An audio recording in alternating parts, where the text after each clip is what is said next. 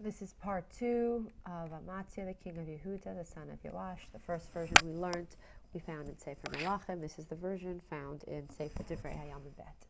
Ben 25 shana malach Amatzia. He was 25 years old when he became king. Ve'esir v'tesha shana malach b'Yerushalayim, and he is 29 years ruling in Yerushalayim. Vayas hayashar b'nei Hashem. He does what is right in the eyes of Hashem. Rak lo b'levav shalem, but not with a full heart. Here, the caveat with regards to his righteousness is different than it is in Melachim.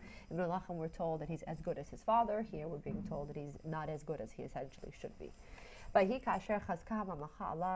the kingdom became strong in his hands, and he killed the assassins of his father, appropriate because they were more b'malchat. But their children he did not kill, because in the Torah it says, a father or fathers should not be put to death on behalf of the sins of their sons, and children will not die on behalf of the sins of their fathers. Man will only die on behalf of his own sins. And after he takes care of his father's assassins, Amatzia of Yehuda, he gathers the people of Yehuda, and he has them stand according to their household, by the thousands, and he appoints officers over hundreds, from everyone from the 2 tribes of his kingdom. And he counts them, he takes a census. From the age of 20 years old, the males only end up. So we know already from several sources in Chumash that is the age that people were counted for war. And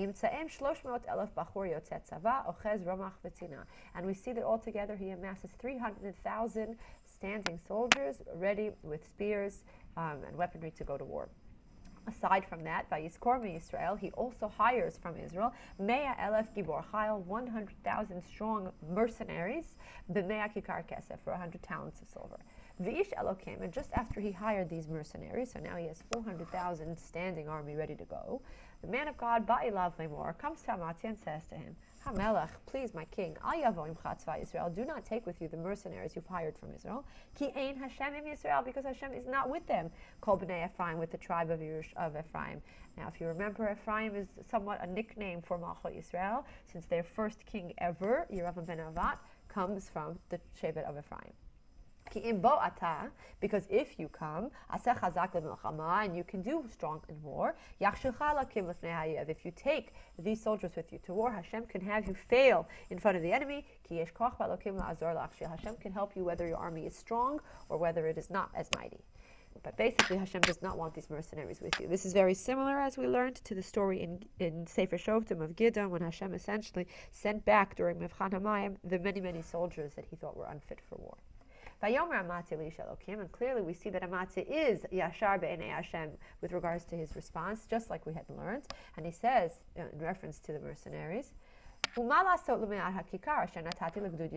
should I give to this about the talents of silver that I already paid the mercenaries with? And the Ish Elokim answers, okay, it's a very appropriate, practically fiscal question that he asked. It's not that he doesn't want to listen to Hashem, but he's wondering with regards to the finances of the kingdom, what should he do? And the Navi answers him, Yesh Hashem latet lecha harbe mizeh. Don't worry, Hashem has the capability and the capacity to reward you with much more wealth than what you've spent on the mercenaries. So what does Amatzia do? Vayavdilem Amatzia, he is mavdil them from his own soldiers. He separates them from his own gedud, from his battalion. Lagdud asher ba'elav me'Ephraim, lalechem komam. He sends them back home, and he allows them to keep the money, each of them, that they had made, but they basically walk away with free money without the duty needing to be fulfilled. They were very angry that they were let go from Yehuda. And they go home in great anger. Now you have to realize mercenaries don't look very good if they're asked to be benched the whole battle. Essentially, who's going to hire them if they weren't chosen actually to fight in the war? They're somebody who likes to fight. They're very valiant and very knight-ish, if you want to even call them that, and they don't like to be sent home and benched. In the meantime, Amatzia hitzchazek, he strengthens himself by inhaget amo, and he gathers his 300,000 men. Vayelech gehamelech vayached b'nei seir 10,000, and he is victorious over 10,000 people in Edom. V'aseret alafim chayim, and another 10,000 people he captured alive. Shavu b'nei Yehuda, they captivate them, and they bring them vayeviyum l'rosh hasela, they bring them over the top of a canyon. Vayashlichum, and they throw them off mirosh hasela over the rock. V'kulam nifku, and they're killed there. The 10,000 seemingly civilians from Edom. So the question is, why does he act in such an arrogant, violent manner? But the text doesn't tell us.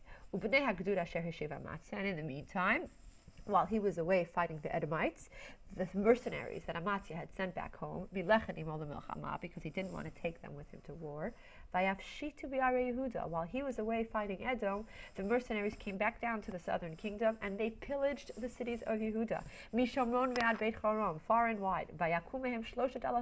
3,000 people were killed from amongst Malchut Yehuda, while their most courageous soldiers, the 300,000 of the standing army, were away at war. 3,000 people fell to the hands of the mercenaries. And not only were these civilians killed and the cities pillaged, but also a great loot was taken from the cities of Yehuda.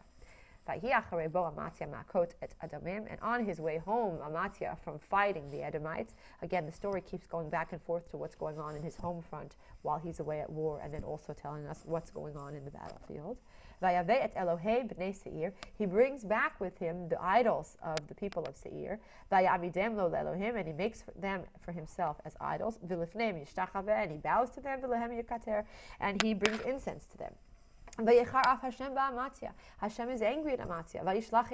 And once again, a Navi comes to Amatzia. It's unbeknownst to us whether it is the same Navi who came to him prior with regards to the mercenaries. Vayomer lo, and the Navi says to him, Lama darashtet Elohei ha'am asher lo hitzilu et amam miyadecha? Why in the world have you sought out the gods of a nation that couldn't even save its own people from your hand? And as the Navi continued to speak to Amatzia, Vayomer lo, Amatzia says to the Navi, have you been made as an advisor for the king? Chadalacha, be quiet. Lama yakucha, why should you be killed? Intimating essentially that if the Navi continues to rebuke Amatzia, Amatzia will have him executed. As the Navi quieted himself down, he said, I know that Hashem has advised to destroy you, because you are behaving in this manner and you are not listening to my advice. So all of a sudden now the Amatzia, who's painted in a very glorious picture in Sefer Melachim, is not really given such credit here.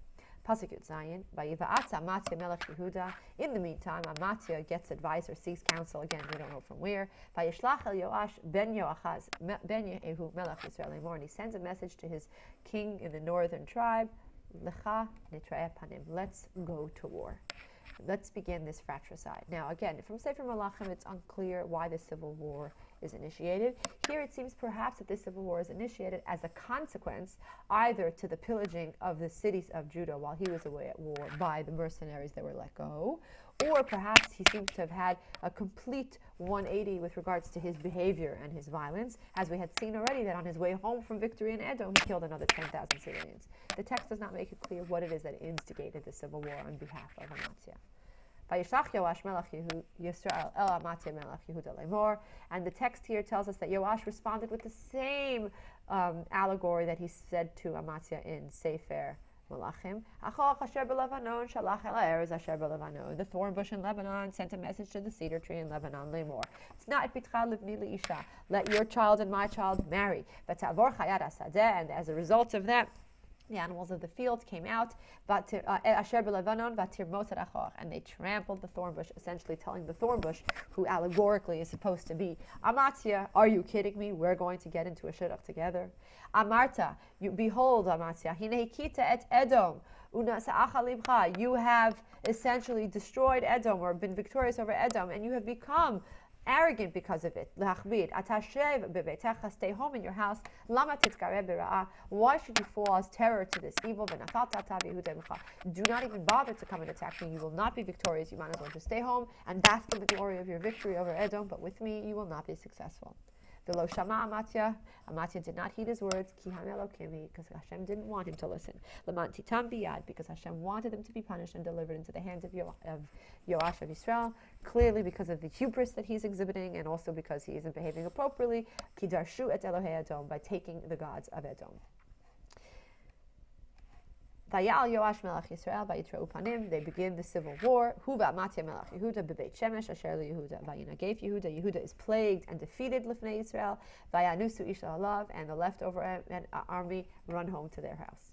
Ve'et Amatzia of Yehuda ben Yoash ben Yoachaz tafas Yoash melech Yisrael, and Yoash captures the king of Amatzia, the Beit Shemesh, vayevi'ehu Yerushalayim, and he brings him back to Yerushalayim, vayefrotz b'chomat Yerushalayim, and he also bursts through the city of Yerushalayim, Mishar Ephraim achar ponei arba me'ot amma. Essentially, Malchut Yisrael comes and attacks the kingdom of Judah as well.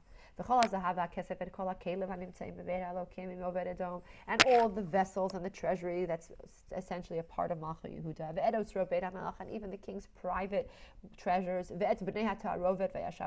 he brings them back to Shomron. He brings all the money back as loot from war back to Israel, gathering great economic wealth for the northern kingdom, essentially at the expense of the southern kingdom. Amatzia ben Yoash melech Yehuda acharemo Yoash ben Yoachaz melech Yisrael 15 shana. Amatzia manages to outlive the king of Yoash by 15 years, but clearly economically there is no longer a balance. Yoash and Malchut Yisrael are in the running.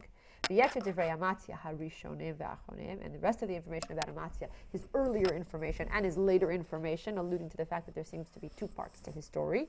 Hinam ketuvim al Sefer Melachim Bet. It's written in Sefer Melachim. And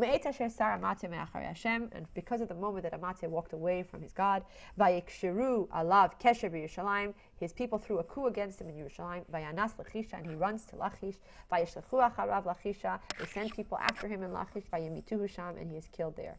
Vayisu'u al hasusim vayikberu oto im avotav b'Yehuda, and he's brought back to be buried in the sepulchre of the kings in Yehuda. And his son Uzziah, at the age of 16, will sit on the throne after him.